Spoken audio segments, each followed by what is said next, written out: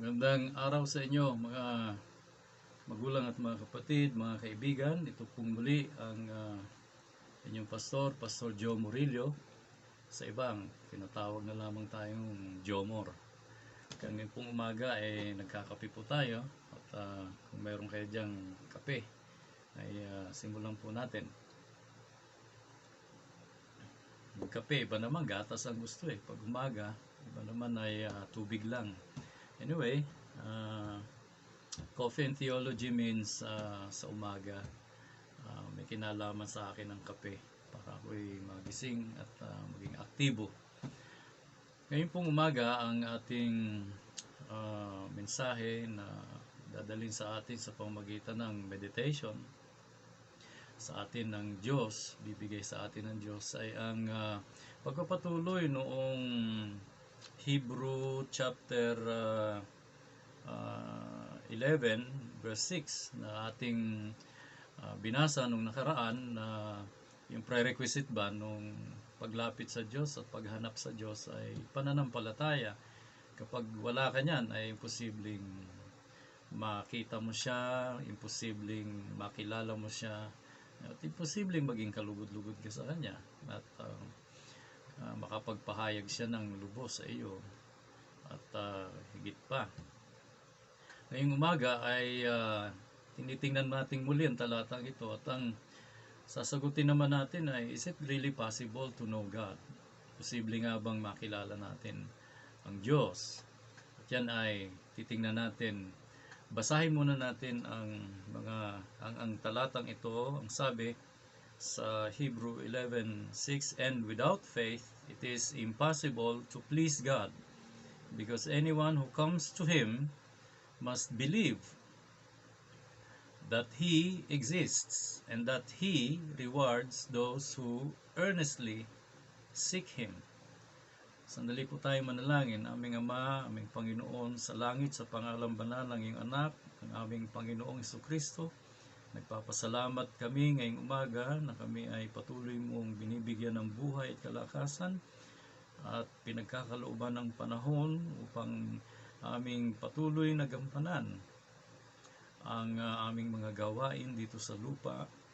At sa buong maghapong ito ay aming patuloy na hinihiling ang iyong paggabay, ang iyong pangunguna, ang iyong pagkabibigay ng proteksyon. Higit sa lahat ay may iparanas sa amin sa tulong ng iyong biyaya ang iyong mga ipinagkakaloob sa aming pagkain sa araw-araw at pagkalinga sa amin sa araw-araw. Dalayan ko na ang iyong mga anak, ang aking mga kaibigan na ngayon ay sumusubaybay sa serye ng mga meditation na ito ay iyong pakagabayan at pagpalain at patuloy na bigyan ng pananampalataya at makapaglingkod sa iyo habang nabubuhay pa. Salamat po sa pangalan ni Jesus at sa iyong gabay sa pamamagitan ng Banal na Espiritu. Amen. Can we really know God? Ang tanong, ang sabi natin nakaraan, it's really hard. It's not easy to find God. It's not easy to, look for Him without that faith. At ang ating Panginoon kasi ay siya nang unang nagpahayag ng kanyang sarili, nagpakilala ng kanyang sarili at He has revealed Himself to His divine word sa kanyang mga banal na salita na dito sa Holy Scripture, both in the Old and New Testament. Ang salita kasing salita o ang the word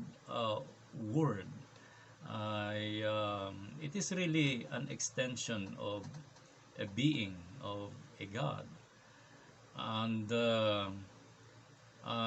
ito ay produkto ng kanyang extension ng kanyang sarili, pagkatao, pagka-Diyos sa kanyang mga nilikha.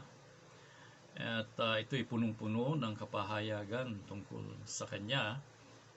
Kung babasahin lamang ang banal na kasulatan ay mangungusap sa tao ang ating Diyos. And that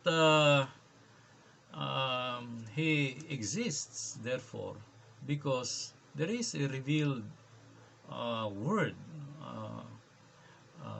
through the prophets and through the writers of the old. At dahil dito ay aktibo ang Diyos na ito sa kanyang mga nilikha. It so happened that that sensitivity, yung awareness na yan, yung kamalayan na yan ay unti-unting natabunan ng maraming mga kaabalahan ng tao sa kanyang sarili, sa kanyang buhay, ng maraming mga pag-aalala sa kanyang sarili, sa kanyang kaligtasan, sa kanyang kinabukasan. At tatlong bagay ang nais kong mabanggit sa inyo ngayong umaga, mga magulang at mga kapatid, tungkol dito sa kalagayan ng pagpapahayag ng Diyos ng kanyang sarili sa atin. Although may mga tinatawag na historical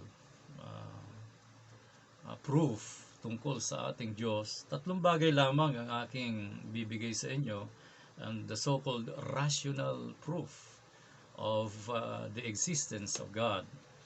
Ang isa sa pupwedeng gamitin sa labas ng banal na kasulatan upang magpatunay na meron ngang Diyos na nag-i-exist o nabubuhay at naririyan at aktibo ay yung rational proof na ginagamitan ng ontological argument.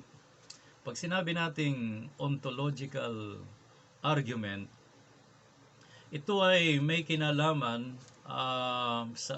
sa argumento na ang tao ay may idea na merong tinatawag na absolute and perfect being.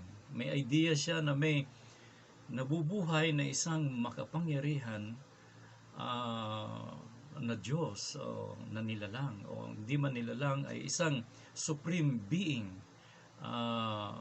At ito ay pinatutunayan ng maraming mga tribo, sibilisasyon, at kahit na saang dako ka mapunta, ika nga ng mga misyonero, kahit na ng panahon ni Paul ay yung mga nadadatnan nilang mga remote areas ay may sinasamba. Kahit hindi nila kilala ang kanilang sinasamba. And therefore, malinaw na mayroong idea ang tao tungkol sa isang absolute perfect being. At nag-i-exist ito na mayroong mga kakayanan na kumontrol, lumikha, o gumawa ng mga bagay. And that therefore, ang ideya tungkol dito is quite evident na mayroong isang makapangyarihang naririyan at nabubuhay. At yan ay nasa ideya ng tao. Dahil meron tayong ideya tungkol sa isang absolute perfect being, therefore, God exists. Yan po yung ontological argument. Sorry for that. Hindi po ito cosmological, but ontological argument of the idea of a supreme being. Kaya lang merong mga tinatawag na hindi paniniwala na pwedeng gamitin iyang argumento na yan, the ontological argument, na merong nag-i-exist nga na Diyos. Sapagkat you cannot transform an idea into the so-called objective existence. You cannot transform an idea into reality. You need to transform that into reality. And reality is to experience ang isang bagay. Hindi mo ma-experience na isang bagay kung ikaw ay nasa isip lamang. Pero hindi na po totoo yan sapagkat yung salitang experience ng isang being, tayo, ng mga tao, ay ikinukonsider na maging iyong karanasan na mag-isip ay may tuturing na isang experience. Yung kakayanan mong mag-isip is already an experience. Sinabi nga ng tanyag na philosopher na si Plato na anything that you think is real. Sapagkat ang lahat ng bagay ay nagsisimula sa idea, sa reasoning, sa understanding. And without this idea of something, you cannot make something into reality or real, become real. Therefore, reality starts with an idea. So, hindi man absolute o hindi man mapanghahawakan ng ganap ang argumentong ito, may pandadagdag, makakatulong upang ang isang tao ay ganap na maniwala na mayroong Diyos. Again, ito ay sa labas ng pruweba ng banal na kasulatan. If somebody would not believe that the scripture is from God, and therefore you can resort to using the ontological argument. Sa pagbubulay-bulay natin ngayong umaga, ayun nga, patuloy pa rin natin tinatanong, can one really know that there is God? Find out that there is God outside of the scriptures. Yes, yun na nga po. Through the use of the ontological argument or the idea that there is a God. The second argument is the cosmological argument. Ito pong cosmological argument is an argument that comes to aid man that there is really a supreme being existing in this life and beyond. And ang sabi, every existing thing in the world must have an adequate cause. It has something to do with cause and effect. The universe or everything that we have here is brought to us by a cause. May nagpangyari sa Tagalog. May nagpasimula. May nag-cause, may naging sanhi, may nagpasanhi ng mga bagay-bagay kung kaya sila ay lumitaw, kung kaya sila ay nag-exist o nabuhay. At ito ay yung argumentong the cosmological argument. Kaya hindi po pwede magkaroon ng bahay na walang gumawa o karpintero, ng electric fan, ng anuman, ng sasakyan, ng daan.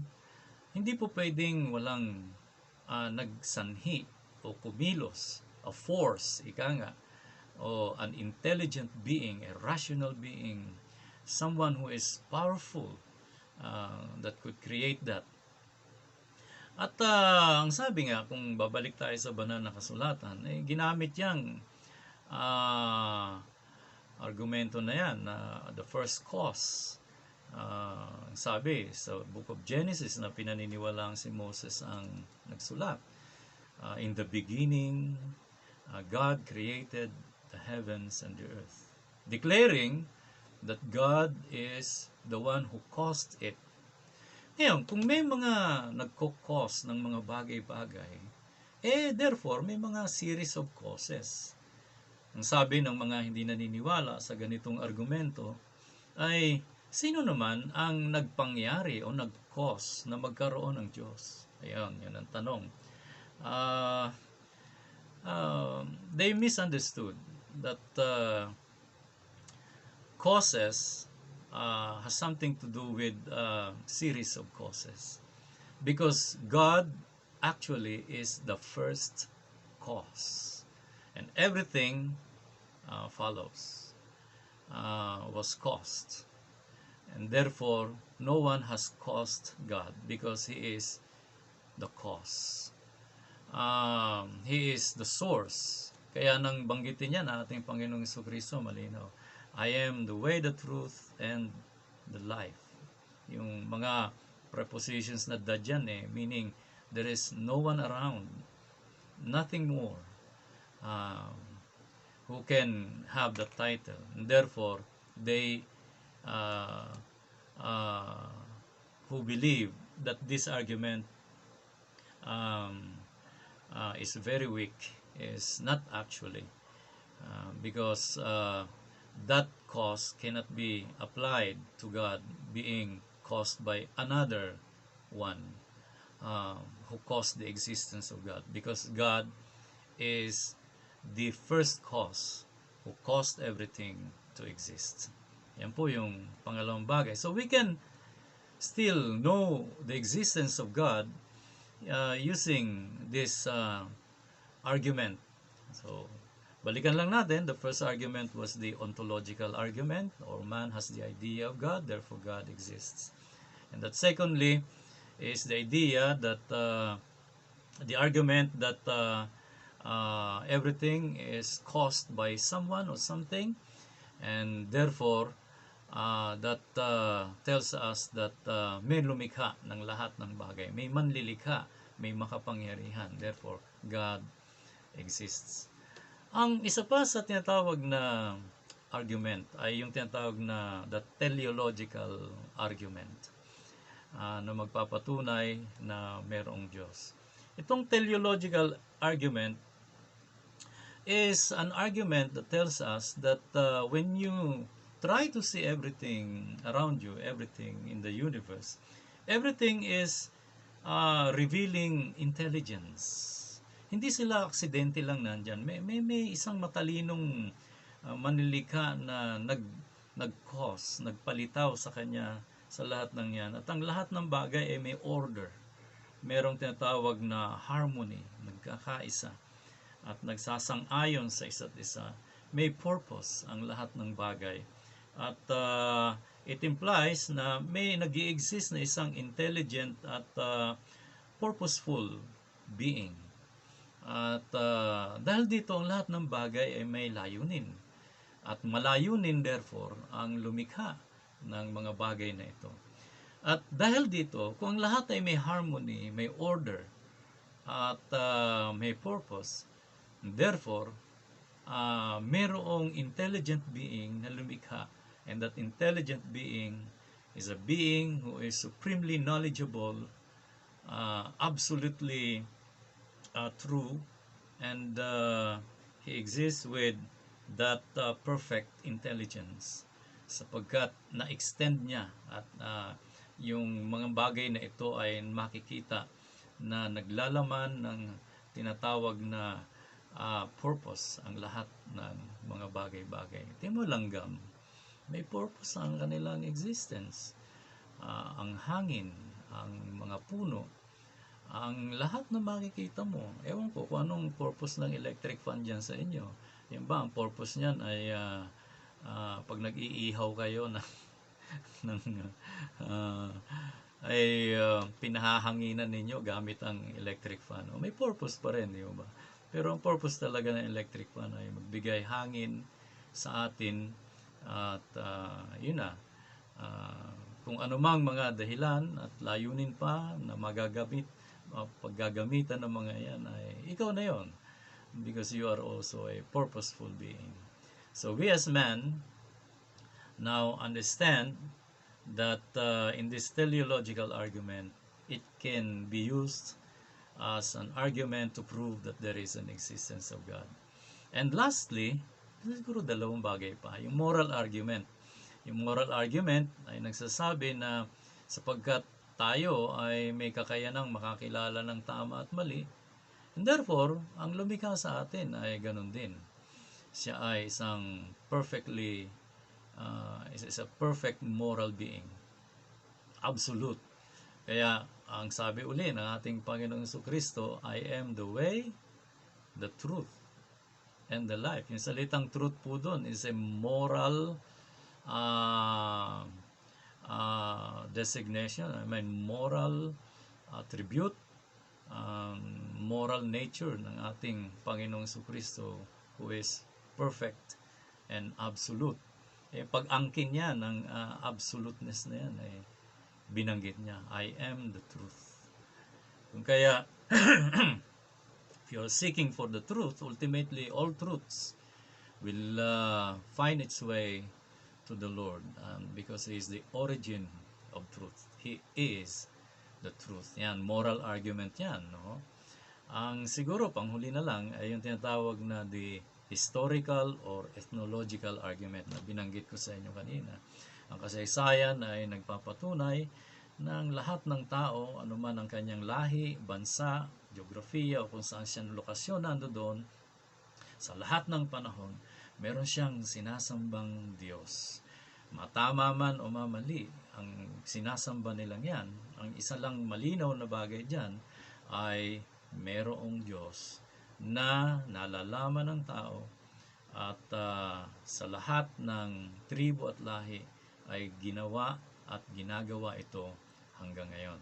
Kung kaya, yung pong talata natin kanina na nagsasabi doon sa chapter 11 verse 6, and without faith it is impossible to please God, because anyone who comes in Him must believe that He exists. And proving the existence of God, ginamit po natin yung mga arguments, the ontological, the cosmological, the teleological, the moral, and the historical. Magabayan nawa kayo ng mga katotohanan ito. Purihin po ang Panginoon. Magandang umaga po sa inyong lahat. Kape po tayo.